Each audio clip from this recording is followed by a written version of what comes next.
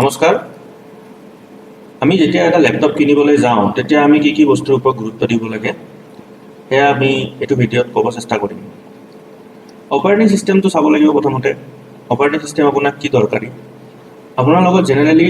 আপুনি তিনিটা ধৰণৰ অপাৰেটিং সিস্টেম দেখিবলৈ পোৱা যায় উইন্ডোজ মেক OS আৰু লিনাক্স এতিয়া উইন্ডোজ যেটো আছে উইন্ডোজটো আপুনি মাইক্ৰোসফটৰ পৰা কিনিব লাগিব বা আপোনাৰ ল্যাপটপত প্ৰি-ইনষ্টল থাকে যদি আপুনি হেতু পেমেন্ট কৰিছে ল্যাপটপটো কিনোতে আৰু যদি আপুনি ল্যাপটপটো কিনোতে পেমেন্ট কৰা নাই তেতিয়া হলে আপুনি এই লিনাক্স অপাৰেটিং সিস্টেম এটা পিছত ইনষ্টল কৰি ল'ব পাৰে ফ্ৰী ভাৰ্জন মানে লিনাক্সটো ফ্ৰী হয় ইয়াৰ কাৰণে আপুনি কাকো পইচা দিব লগা নহয় ইয়াক কপি লেফ্ট সফটওয়্যাৰ বুলি আৰু উইন্ডোজৰ কাৰণে আপুনি পেমেন্ট কৰিব লাগিব তাৰ আপুনি বিভিন্ন ধৰণৰ ভাগ আছে যেনেকৈ উইন্ডোজ আল্টিমেট আছে হোম এডিশন আছে ষ্টুডেন্ট এডিশন আছে তো বেলেগ এডিশনৰ বেলেগ এমাউন্ট হ'ব এতিয়া চাওক আপুনি যেতিয়া ল্যাপটপ এটা ল'ব এপলৰ তেতিয়া এপলৰ ল্যাপটপটোৰ যেটো অপাৰেটিং সিস্টেম থাকিব হেতু বাই ডিফল্ট মেক OS এ থাকিব মেক OS টো তেওঁলোকৰ নিজৰ অপাৰেটিং সিস্টেম হয় বাকি আপুনি যদি HP Lenovo বা Acer বা যিকোনো ধৰণৰ আন ব্ৰ্যান্ডৰ আপুনি ল্যাপটপ এটা কিনে তেতিয়া হলে আপুনি সদায় দেখিব তাৰে দুটা অপচন থাকিব এটা হ'ব যে আপুনি উইন্ডোজ 10 লিখা থাকিব বা উইন্ডোজ 10 ত আপোনাৰ যেটো ভাৰ্জন মানে উইন্ডোজ 10 Pro আল্টিমেট বা ষ্টুডেন্ট এডিশন হেতু লিখা থাকিব আৰু যদি নাথাকে তাতে আপোনাৰ থাকিব লিখা থাকিব যে ফ্ৰী ডস বুলি থাকিব এটা ফ্ৰী ডস মানে কি ডস এটা ডিস্ক অপাৰেটিং সিস্টেম এটা আছিলে এই অপাৰেটিং সিস্টেমটো ডস হিচাপে ৰাখে এই অপাৰেটিং সিস্টেমটো আপুনি বিশেষ একো কৰিব নোৱাৰে গতিকে আপুনি তাৰ পিছত হয়তো লিনাক্স ইনষ্টল কৰিব লাগিব নহলে উইন্ডোজৰ অপাৰেটিং সিস্টেম এটা কিনি আপুনি তাত ইনষ্টল কৰিব লাগিব এতিয়া কথাটো হ'ল আপুনি লিনাক্সৰ বিষয়ে আমি বহুতে নাজানো লিনাক্সৰ মেইনলি অপাৰেটিং সিস্টেম আছে আপোনাৰ উবুন্টু বুলি বা বিভিন্ন ধৰণৰ ডিস্ট্ৰ'ছ আছে ডিস্ট্ৰ' মানে কি অপাৰেটিং সিস্টেমৰ ভাগ লিনাক্সৰ বিভিন্ন ধৰণৰ অপাৰেটিং সিস্টেমৰ ভাগবিলাকক ডিস্ট্ৰ'ছ বুলি কয় লিনাক্সৰ যেটো কাৰ্নেল মানে মেইন যেটো কাম কৰা সিস্টেম মাজৰ ভিতৰৰ সিস্টেম হেতু কাৰ্নেল বুলি কয় ইয়াতেও কাৰ্নেল আছে আপোনাৰ উইন্ডোজতো কাৰ্নেল থাকে মেকতো কাৰ্নেল আছে কিন্তু লিনাক্সৰ যেটো কাৰ্নেল সেই কাৰ্নেলটো ফ্ৰী এটো আপুনি যিকোনো মানুহে সেই কাৰ্নেলটো ডাউনলোড কৰি তাৰ ওপৰত নিজৰ ইচ্ছা মতে তাত ইউজাৰ ইন্টাৰফেস লগাব পাৰে তাত ড্ৰাইভাৰ এড কৰিব পাৰে আৰু নিজৰ নাম দি পেলাই তাত এটা বেলেগ লিনাক্স নাম দি পেলাই তাক বেলেগ মানুহৰ ইউজ কৰাৰ কাৰণে তাক দিব পাৰে এৰি দিব পাৰে যে আজি যদি মই এটা লিনাক্সৰ কাৰ্নেলটো লৈ পেলাই মোৰ নামত এটা লিনাক্স অপাৰেটিং সিস্টেম হিচাপে উলিয়াই দিব ইচ্ছা কৰো মই উলিয়াই দিব পাৰো তাত কোনো ধৰণৰ বাধা নাই তো তেনেকৈ আপুনি লিনাক্সৰ উবুন্টু ডাউনলোড কৰি উবুন্টু ইনষ্টল কৰিব পাৰে বা মিন্ট OS যেটো আছে মিন্ট লিনাক্স এটো ইনষ্টল কৰিব পাৰে আৰু কালি লিনাক্স আছে তাৰপিছত আপোনাৰ সেন্ট OS আছে বিভিন্ন ধৰণৰ OS আছে তো এইখিনি এটা বেলেগ ধৰণৰ এটা বেলেগ এখন পৃথিৱী লিনাক্সৰ পৃথিৱীখন এতিয়া আপুনি জেনেৰেলি আমি যদি আমি মেকৰ মানে এপলৰ ল্যাপটপ ইউজ নকৰো তেতিয়া হলে আমি জেনেৰেলি উইন্ডোজে ইউজ কৰো তো উইন্ডোজৰ কাৰণে আমাৰ বেলেগ অপচন নাই উইন্ডোজ 10 আমি ইউজ কৰো কিন্তু এতিয়া উইন্ডোজ 11 ৰ আপগ্ৰেডেশন দি আছে কিন্তু জেনেৰেলি ম্যাক্সিমাম মানুহে উইন্ডোজ 10 তে ইউজ কৰি আছে এতিয়া এইটো হৈছে আপোনাৰ অপাৰেটিং সিস্টেমৰ কাৰণে তো আপোনাৰ নিজৰ ইচ্ছা মতে এতিয়া সব উইন্ডোজত লগত আপুনি উইন্ডোজ অপাৰেটিং সিস্টেমটো কিনাৰ লগে তাতে জেনেৰেলি আমাৰ মাইক্ৰোসফট ওয়াৰ্ড পেইন্ট বা অফিস সুট যেটো এটো ইনষ্টল কৰি বেলেগকে কিনিব লগা হয় যদি ইয়াতে ফ্ৰী দিয়া নাথাকে কিন্তু আপুনি লিনাক্সত এনেকৈ কিনিব নালাগে ইয়াতে ফ্ৰী অফিসও পায় আপুনি উবুন্টু ডাউনলোড কৰিলে তাৰে ভিতৰত আপুনি ফ্ৰী অফিস পাব আৰু বৰ্তমান উবুন্টু বা লিনাক্স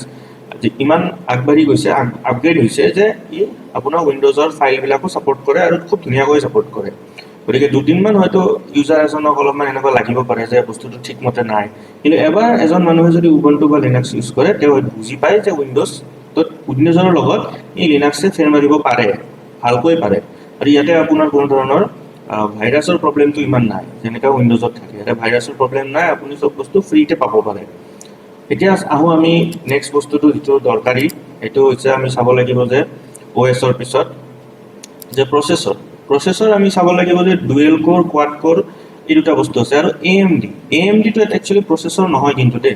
AMD টো এটা কোম্পানী হয় যাৰ প্ৰসেসৰ আছে ঠিক আছে কিন্তু মেইনলি আমি চাও ডুৱেল কোৰ কোৱাড কোৰ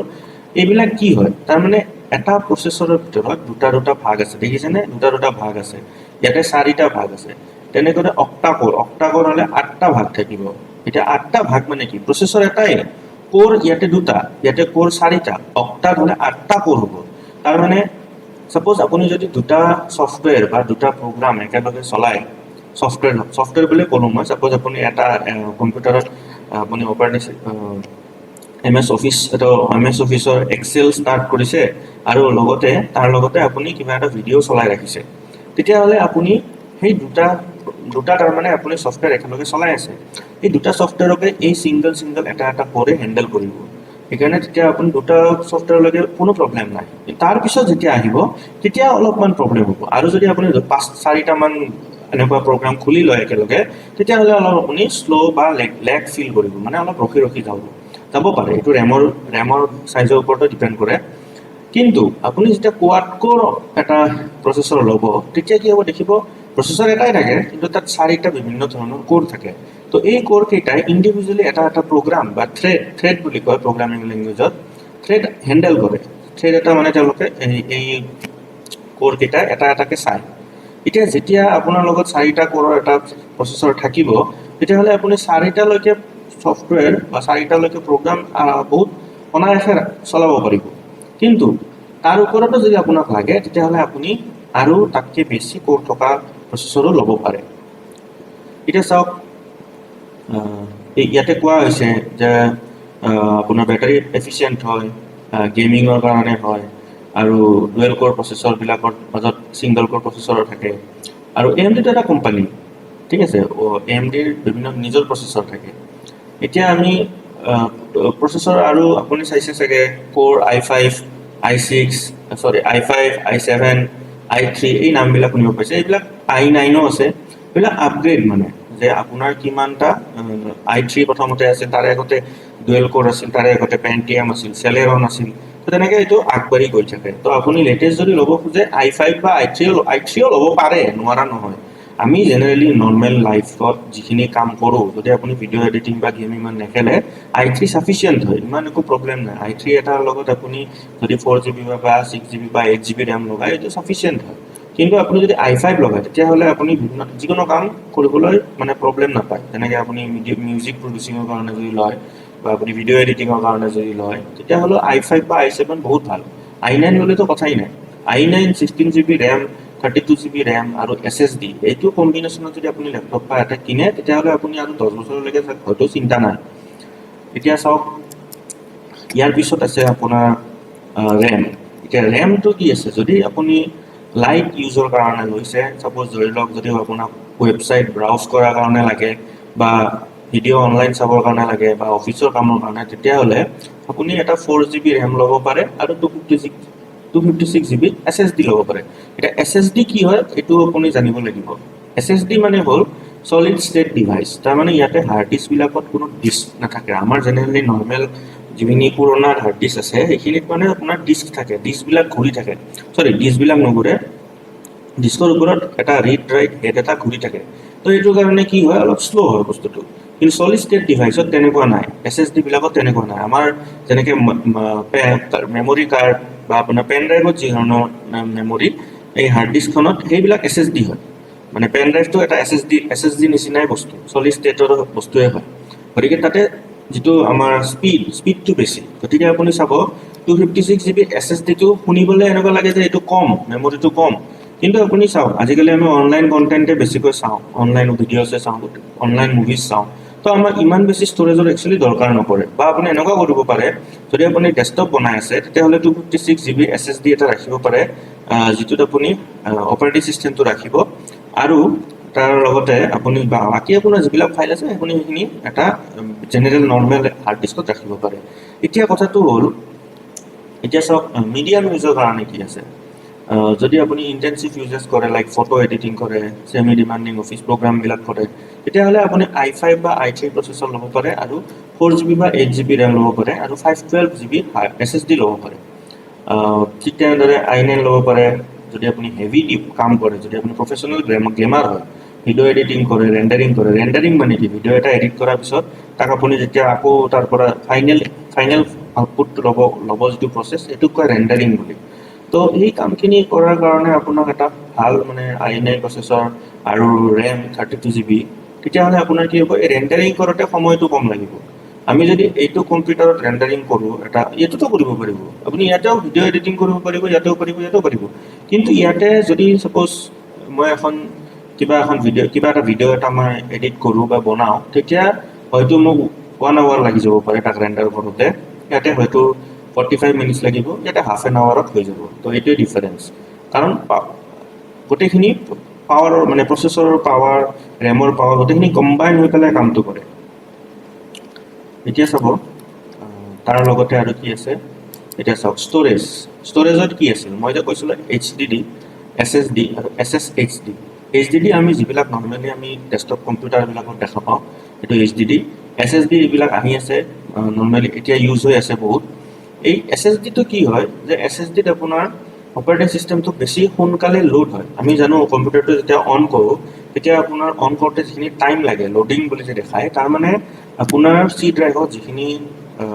অপাৰেটিং চিষ্টেম যিখিনি কপি হৈ আছে সেইখিনি লোড হয়, মানে সেইখিনি কপি কৰি আনি পেলাই ক'ত ষ্ট'ৰ কৰে, আপোনাৰ হাৰ্ড ডিস্কৰ পৰা ষ্ট'ৰ কৰি আনি ৰেমত লোড কৰে।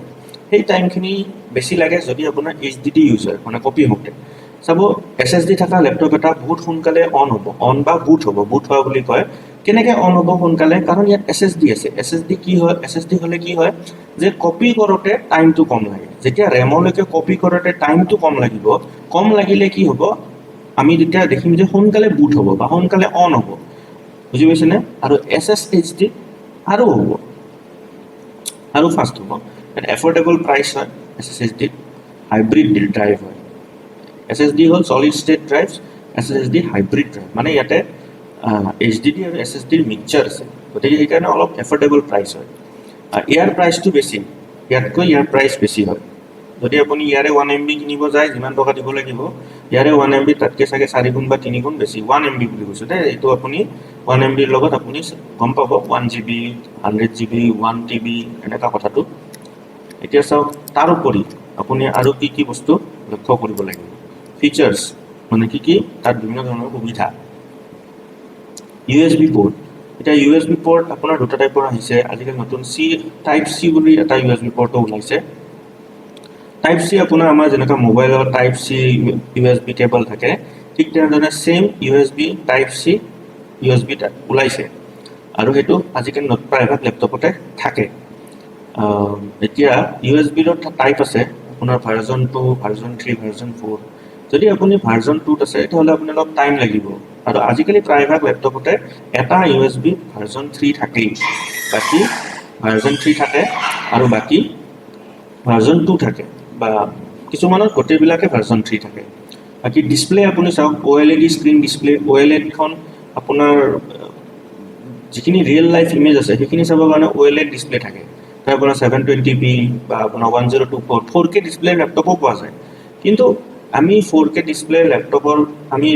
কি চাম, কথাটো এইটোৱে নহয়। 4K ডিছপ্লে বৰ্তমান চাবলগীয়া ভিডিঅ' ক'ৰবাত এটা দুটাহে পাব আপুনি, বা আপোনাৰ যদি কিবা এনেকুৱা কণ্টেণ্ট আছে যিটো চাব পাৰে, সেইটো চাব পাৰিব। কিন্তু আপোনাৰ ডাটা যাব বেছি, আপুনি মানে ডাটাটো ডাউনলোড কৰোঁতে আপোনাৰ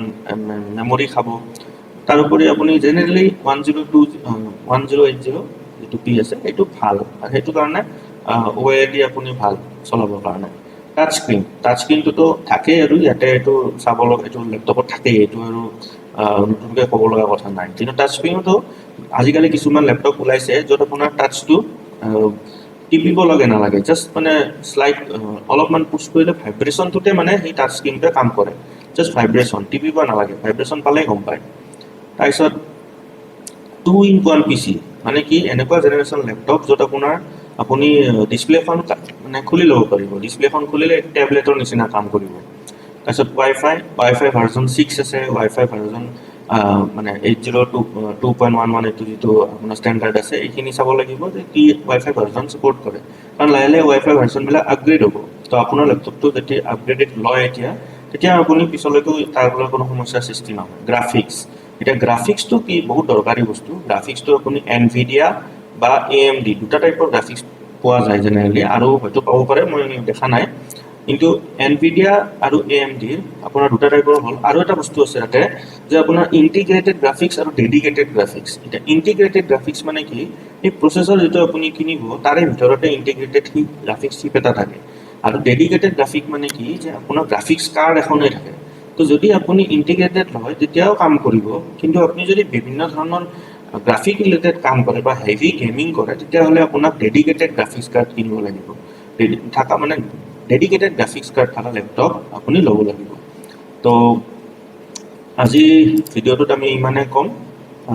আশা কৰোঁ কিবা লাভ হৈছে আপোনালোকৰ থেংক ইউ ধন্যবাদ